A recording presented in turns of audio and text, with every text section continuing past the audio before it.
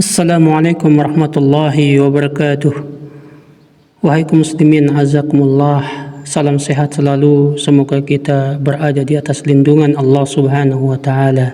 Amin ya rabbal alamin. Wahai kaum muslimin azakumullah, pada kesempatan ini saya ingin menyampaikan beberapa hal yang berkaitan tentang masalah akidah Syiah. Bagaimana kesesatan akidah Syiah, sebagaimana dikemukakan oleh para ulama bahwa Syiah dicetuskan oleh salah seorang pendeta Yahudi, yaitu Abdullah bin Saba. Abdullah bin Saba ini adalah orang Yahudi, kemudian dia pura-pura masuk Islam. Tujuannya adalah untuk merusak Islam itu dari dalam. Nah, adapun Syiah yang ada di Indonesia ini umumnya adalah Syiah Imamiyah. Walaupun kita ketahui bahwasanya Syiah itu banyak golongannya, salah satunya adalah Syiah Zaidiyah. Nah, Syiah Zaidiyah adalah mendekati Sunni. Mereka tidak mengkafirkan para sahabat Nabi sallallahu alaihi wasallam sehingga mereka mengatakan radhiyallahu anhu.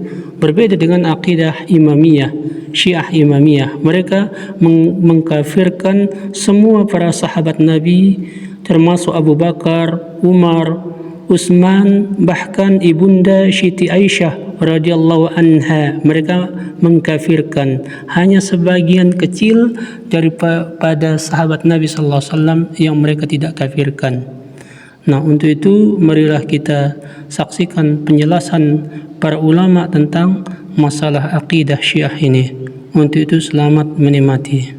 Ustadz, bagaimana tentang paham Syiah yang sekarang lagi ramai? Apakah bahaya bagi ahlu sunnah? Jawabannya ya, Syiah itu pemahaman yang berbahaya ya.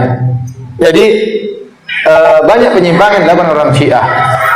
Di antaranya sebagian Syiah, banyak, bukan sedikit tapi banyak, yang meyakini Al-Quran yang ada sekarang ini sudah terjadi penyimpangan. Ini di antaranya. Kedua di antaranya, makanya kalau antum ada waktu cari buku tentang penyimpangan bahaya Syiah di Indonesia, karangannya MUI, Majelis Ulama Indonesia ya. Itu bukunya dibagikan gratis ya. Karena orang Syiah mulai masuk kemana-mana, dan di Bali juga ada orang Syiah. Di antaranya juga, di antara keanehan orang Syiah, kalau kita umat Islam bicara tentang hadis, maka hadis kita adalah hadis Rasulullah Sallallahu Alaihi Wasallam saja. Sumber hukum kita Al-Quran dan Sunnah Nabi. Karena kita yakin yang maksum tidak mungkin salah, cuma Nabi Sallallahu Alaihi Wasallam. Nah, orang-orang Syiah mereka nambah, yang maksum itu bukan cuma Muhammad Sallallahu Alaihi Wasallam, tapi 12 imam mereka juga semuanya maksum, tidak mungkin salah. Imam mereka siapa saja kata mereka? Ali, kemudian Hasan, kemudian Husain, kemudian Ali Zainal Abidin, kemudian Muhammad Al-Baqir, Ja'far As-Sadiq, kemudian ada Ali Ridho, ada yang macam-macam sampai kepada Muhammad bin Hasan Al-Askar. 12 imam ini kata mereka maksum, tidak mungkin salah. Jadi posisi 12 imam ini fungsinya sama seperti Nabi Muhammad SAW. Sama-sama dipilih oleh Allah Subhanahu Wa Taala dan sama-sama maksum dan sama-sama jadi hadis. Oleh karena kalau kita lihat literatur mereka dalam buku-buku mereka seperti Al-Kafi, Al-Istibsar, kemudian misalnya buku mereka Biharul Anwar. Ternyata buku-buku mereka bukan mencantumkan hadis-hadis Nabi, cuma sedikit hadis-hadis Nabi Muhammad SAW. Kebanyakan hadis-hadis imam. Imam ini bilang begini, Imam Anu bilang begini, dan itu menjadi sumber hukum. Oleh karenanya ini melazimkan bahwasanya waktu Nabi meninggal agama belum sempurna. Kenapa masih ada hadis-hadis setelah itu? Ya. Dan itu bedanya kita sama orang Syiah, nggak mungkin nyambung. Karena kita orang Islam sumber hukumnya Al-Quran dan Sunnah Nabi. Nabi kita cuma satu, Nabi Muhammad. Yang maksum cuma siapa? Nabi Muhammad. Selain Nabi Muhammad nggak ada yang maksum. Abu Bakar yang dijamin masuk surga pernah salah. Umar yang dijamin masuk surga juga pernah salah. Tidak ada yang maksum, semuanya bisa salah. Kata Imam Malik, kullun yu'khadhu min qawli wa yurad ila sahib hadzal qabr. Setiap orang bisa diterima dan ditolak perkataannya kecuali Nabi Muhammad SAW. Siapapun dia, Imam Syafi'i bisa salah, bisa salah. Bahkan Imam Syafi'i pernah berubah pendapat. Qaulul qadim, qaulul jadid, pendapat lama, pendapat baru, bisa berubah pendapatnya. Kenapa? Dahulu salah, sekarang diperbaiki oleh Imam Syafi'i.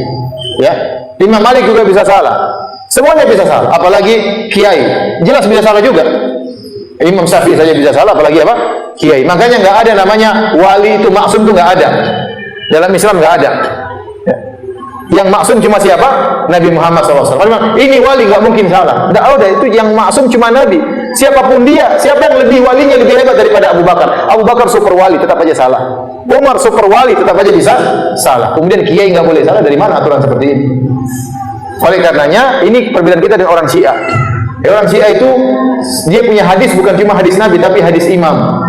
Sehingga seakan-akan agama belum sempurna, nanti sampai imam 12. Imam mereka ada 12. Imam yang 12 siapa Ustaz? Imam yang 12 namanya Muhammad bin Hasan. Waktu tahun 200 sekian, berumur 5 tahun, dia bersembunyi di Sirdab. Nanti kapan dia muncul? Dia muncul di akhir zaman. Jadi sampai sekarang sudah 1200 tahun dia sembunyi, belum muncul-muncul dan masih hidup. Ini keyakinan mereka orang Syiah, sampai sekarang mereka yakin.